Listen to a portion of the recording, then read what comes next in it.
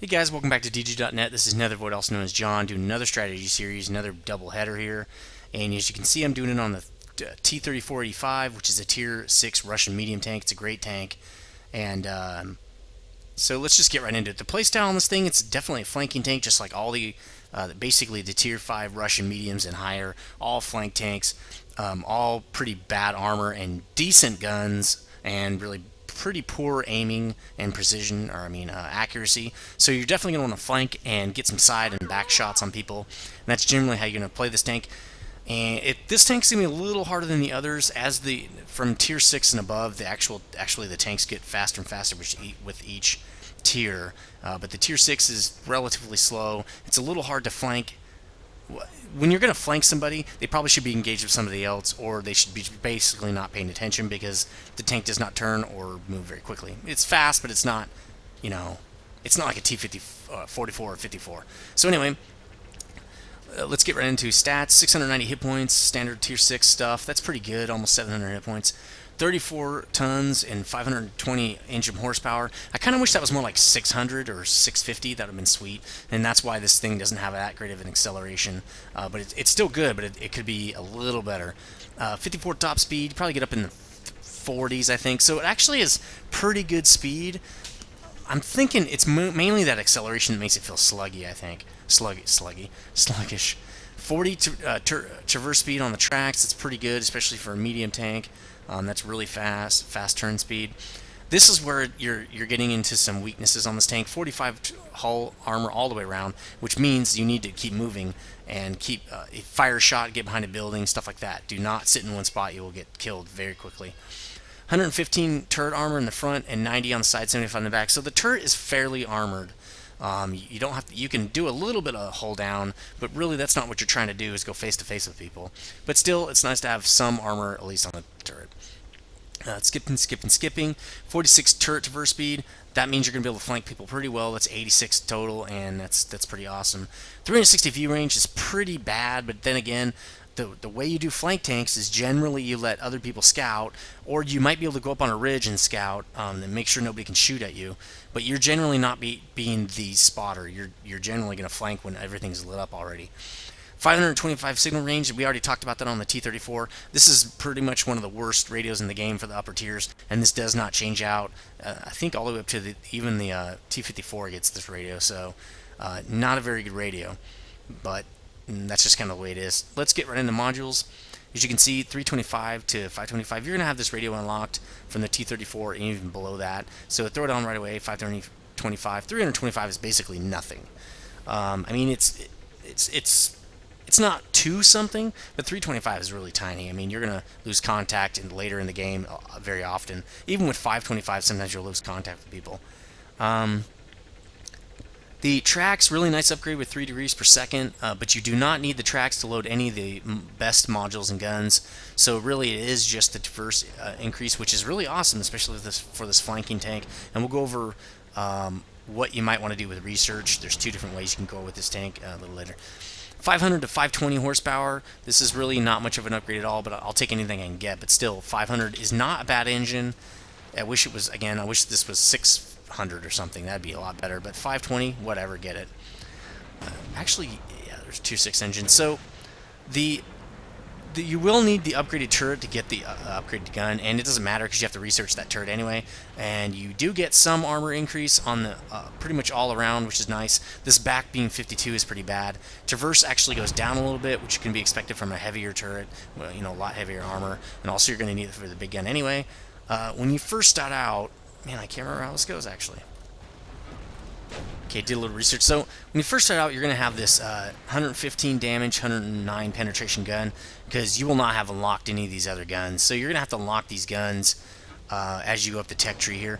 These 2 are not bad guns. 120, 144 pen. These are actually getting pretty good, especially for a flanking tank. And 160, 165 damage is pretty good for tier 6, especially flanker. These are pretty good guns, actually. Now, when you get this 100 mil idiot gun, this thing's insane. 175 pen, 230 damage. You're really going to be a force to reckon with. I really love this gun. it does have a slow reload speed, but it really packs a punch, and you can actually shoot people from the front if you have to, but it's definitely great for flanking. I just love this thing. You can even kill tier 8s with this thing pretty easily. And so that's all the modules. Let's get into some research. So here's the T-34-85 tech tree, and this is kind of an odd tech tree because really almost nothing is unlocked.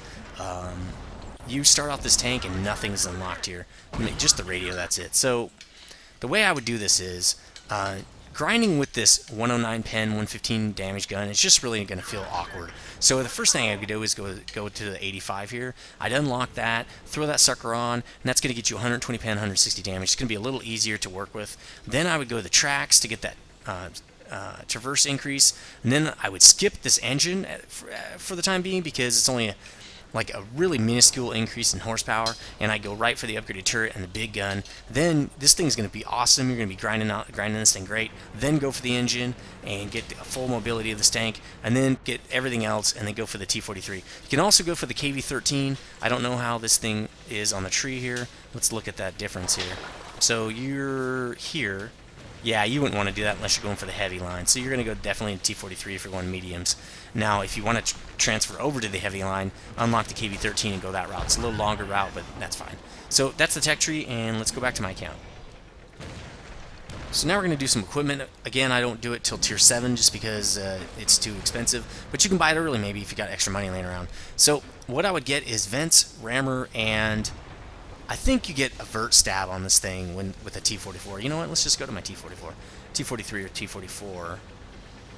Let's see what I've got on this thing. Yeah, you get a vert stab. So you're not going to want to buy the laying drive for this tank because you're not going to be able to move it up to the T-44 or 54 anyway. So you're going to want to get the vent and the rammer. The laying drive, you won't want to move up with it. So I'd probably get... You could get binocs if you're trying to do some deep cover movements and there's nobody up there. It'll help you with spotting. Again, that only helps while you're not moving, but it doesn't cost gold to move, and you'll use it on other tanks.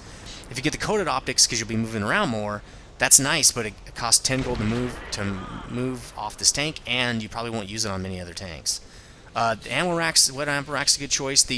The Russian medium line have pretty bad ammo racks. Or you could just go for the toolbox since your crew will not be 100%. I'd probably get the toolbox. That way if you get tracked, you can repair your tracks pretty easily and not die, and maybe not have to use your repair kit. So that's equipment. This is pretty standard now for these higher tier tanks, 6 and above. Not a lot of HE, a lot of AP, especially with this 175 pen gun. You can probably even go to 32 and 4, just if you're starting to run out of AP, switch over. For consumables on tier 5 and 6, I only go with repair kits, and that's just usually to fix my track or fix my gun or ammo rack or something like that. These other consumables are generally not worth it because you will not make money in this tank, and the tier 6 is kind of a money-making time, and so I generally don't go with these other ones because they're too costly. So that's pretty much this whole tank. Oh, the crew. Your crews are going to look better than this. I'd actually buy this crew at 50%. So your crew, you're going to want to get it to 100% before you move up to the T-43. So you're going to have a pretty nice crew. The aim time and accuracy on the gun is going to be pretty good. Not German good, not even American good, but good.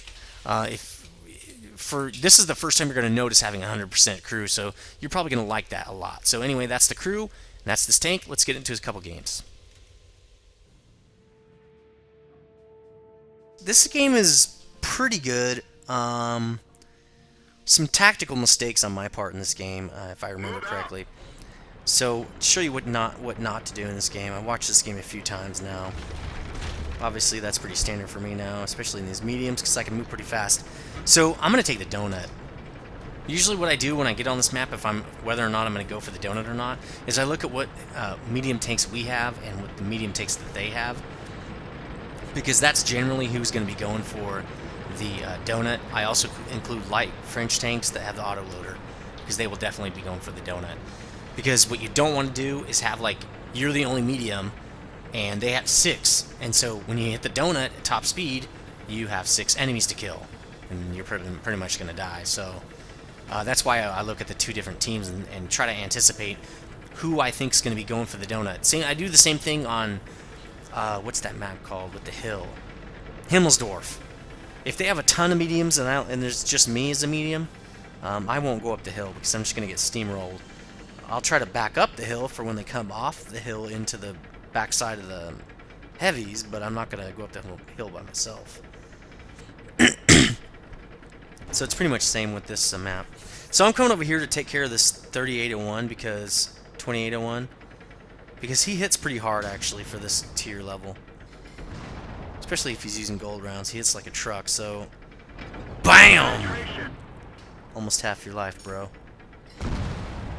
Good thing this is before physics. With physics, I would not be able to do that. I'd fall right off and die. I wonder if you kill him. If I kill him, if I fell on him, though, that'd be kind of cool. So he's in pretty good position. If I lean over again, I'll probably get shot. So I just let him go. Why take the risk? We're doing pretty good here. Donut is obviously ours.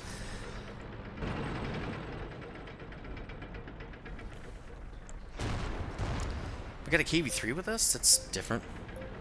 Usually they go around. They either go through the middle or around the side. Well, they usually don't go donut. Let's just put it that way. Another light tank going into our base. That can't be good. We've got a medium and a light there. They should be able to handle it, though. And a heavy, actually. So, see, there's their heavy. There are their heavies. And that's where our heavies should have been. Because that's what heavies have to do. Your heavies have to fight the other heavies. You're really going to have a hard time. Because mediums have a hard time fighting multiple heavies at once. It's just harder to flank them, and you definitely have to flank them when you're in medium. If you try to fight heavies head-to-head, well, you might as well have a heavy tank. So now I'm thinking, okay, this is getting bad. They've got 2 tanks in our base now, or one almost in the base and the other one in the base, just killing our arty. This is not good. I think that's that 2801. Yep, that's the guy I shot earlier. Now I'm kind of wishing it did finish him off. So, crappy crew again, also not leading him enough, which means the other arty dies. 2 arties now. Is this a 5 arty game? Oh no, 3 on each side. And he stops right before I shoot again. So he took out 3 tanks with that stupid rush into base. I kind of wish they would discourage that more. Like, because in real life, nobody's going to charge into the enemy headquarters, you know, and just go on a rampage. It just doesn't make any sense. So we're doing pretty bad right here, actually. Down 3 tanks. We only have 5 tanks left. This is not looking good. What's that, IS? Okay. We've got no arty. They still have all of their arty. Well, now we're down 4 tanks. That's not too bad. Or did I say 3 tanks before? I think I did. So, 4 tanks. That's actually bad.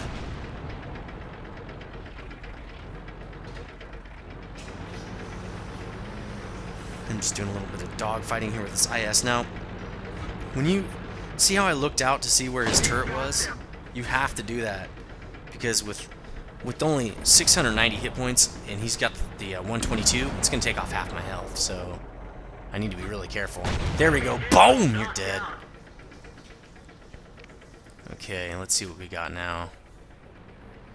Ooh, not cool. Not cool. So Artie's coming down on my face there. I think we've still got the guy that's coming around the lighthouse. No? No, we can't, because there are only 2 heavies in the list, and they're down by their base. So we pretty much took care of the threat. I don't know why the IS doubled back. I would have kept going around the lighthouse like that. Because by doubling back, he got surrounded. Never go to center if you don't have to. I mean, if the enemy leaves one of the sides wide open, go for that. Because then you have a much better chance of knowing where your enemy is. If you go up the center, they could be anywhere. But if you only go to one side, there's only one place they could be. So, in general, I like those kind of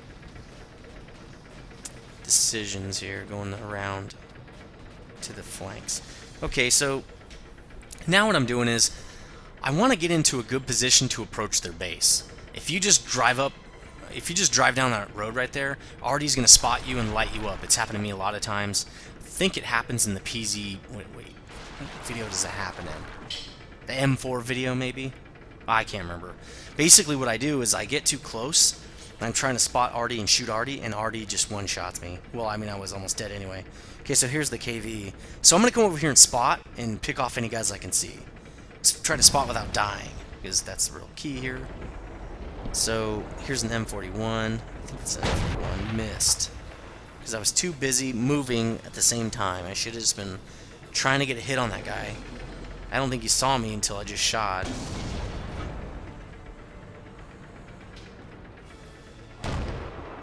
So, okay, so there he is. Let's see if I can get a shot on him. He's trying to run away. See, now, if I would have made that first shot, this could have been a kill shot, possibly. Ah, yeah, see? Man, that would have been a nice kill shot. So he's dead. This is looking a lot better for us. We're only down 2 tanks now. We're taking out a lot of their big stuff. The IS was nice. And we've got a light scout in our or a light tank in our base. So this M4 is pretty much dead. He's a one-shot for anybody. Now, if my crew is at 100, again, I would have hit that guy.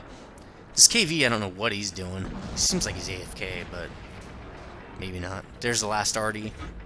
Again, physics will not allow this soon.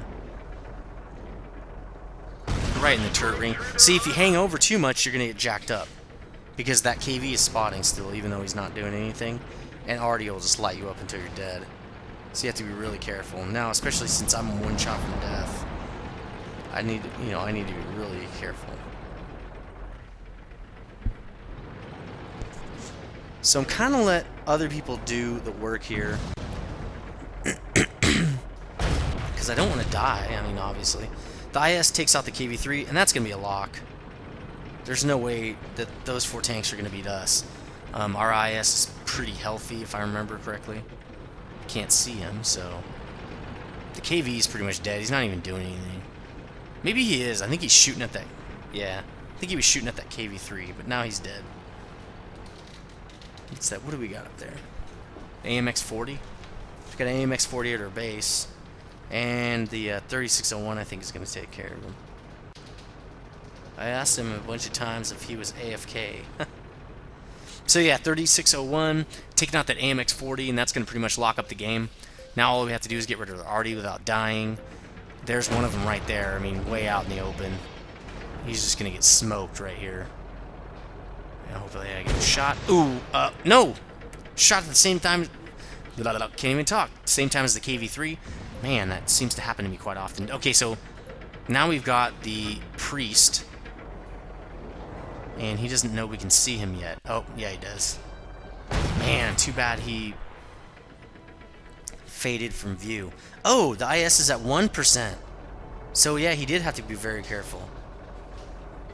Yeah, me too. I thought we were gonna lose this game. Someone said we did in the future. I don't know where that came from. So now all we have to do is spot that priest, and this game is over. I'm saying spot him, dude. All you have to do on this is roll up the ramp a little bit. You don't even have to get up that high. Although you do die a lot of times doing this move, especially so close to the TD. Like, it's easier to do on the sand maps when you're quite a bit of ways from the Artie and they're trying to make that long arcing shot and hit you. It's kind of, you can almost dodge it, but not when it's this close. It's like point blank range.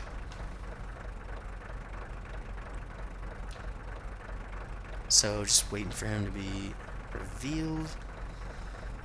Now he's going around. I'm like, dude, you have to go up on the ramp. He's not going up on the ramp. Just peek your head up on the ramp.